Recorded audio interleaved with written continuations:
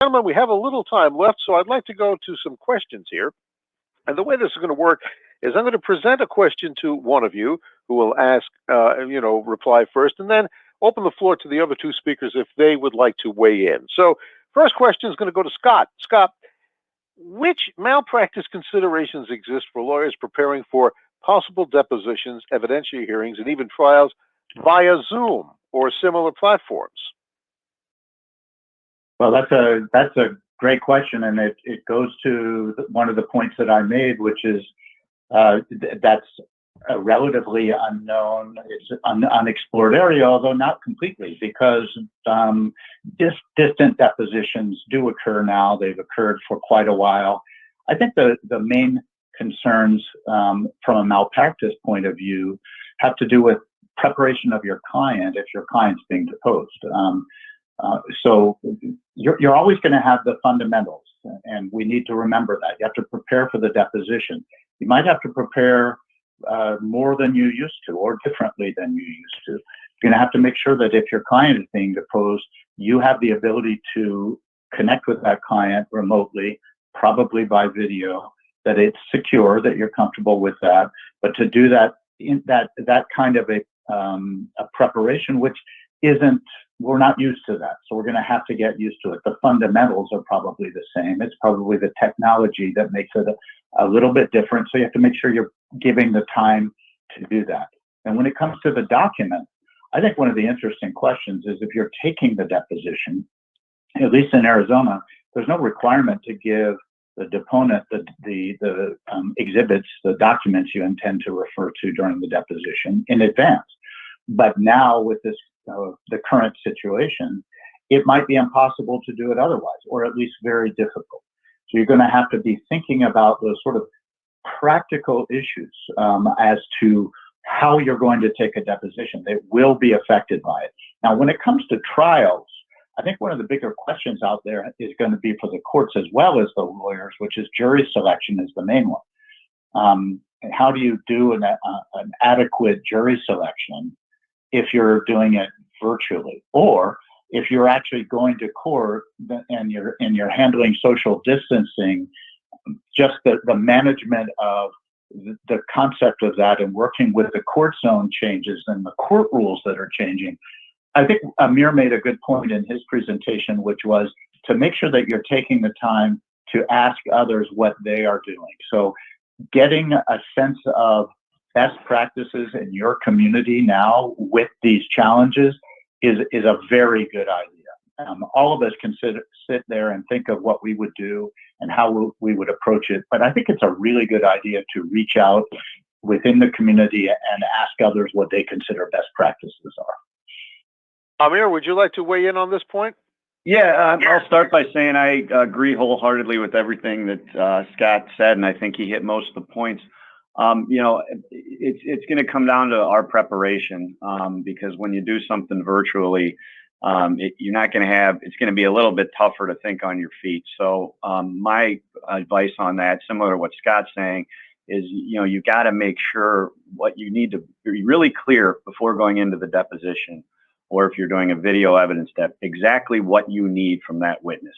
So you might not have the dynamic and some of the art form of what we do is taken out of it when you do it virtually.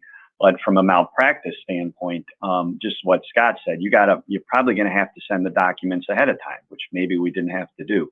So you need to make sure, although you might not get everything you want, when you're looking at the elements of the claim, that you're addressing those things in the virtual deposition. And I had a judge email me last week saying, what do you think about doing bench trials virtually? And under the rules in most states, it can be done.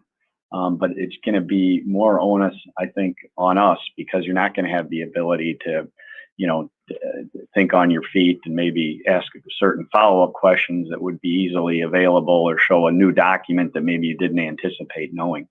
So from a malpractice standpoint, make sure you know the purpose of the deposition, what testimony you need, and same thing from a trial perspective.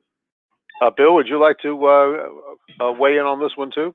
The only thing I want to add is, and I agree with Amir and Scott, is that preparation will be the key. There's no question about it.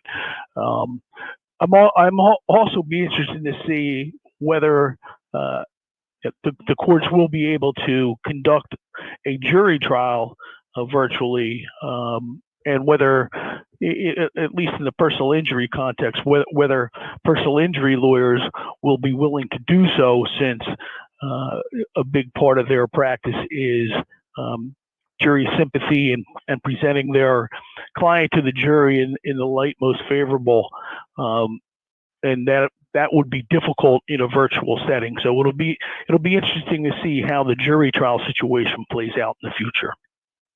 Okay, Bill, don't go away, because I have a question I'm going to direct to you first. And again, we're going to go round robin style to the other members of the panel. But Bill, to you, is it ethical to use offshore service providers as opposed to domestic service providers for outsourcing legal work? Yes, it is ethical to use an offshore service provider, but when doing so, there are additional issues that you're going to need to consider. The main issue is additional data and premise security, depending on which country the service provider is located in.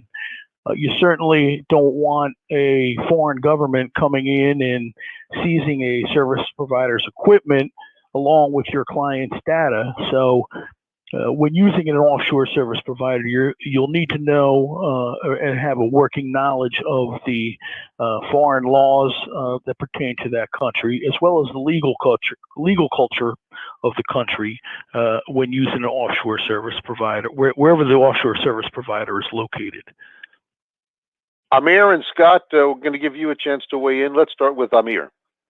Yeah, briefly, and I think Bill hit on it nicely in his presentation. If it's offshore or not, it's ethical, but it's our responsibility to keep a close supervision on that. I had a case involving a mine out in Russia where the firm that they hired, I'm not going to mention the name of it, but they also had an international office. And despite being the same firm, the lawyer here domestically was not keeping a monitor on what was going on with the gentleman he was using, the other lawyer over in Russia, and things went downhill pretty quick. And as ethical as it is, like Bill said, to go ahead and use, foreign administrators or foreign lawyers if you need to, we need to keep in mind that we're ultimately responsible, or whoever the president said, the buck stops here. So that's kind of the saying that I would keep in mind. And Scott, wrap it up for us. What do you think? I agree with everything that's said. I think you also need to be aware of this from a fees perspective.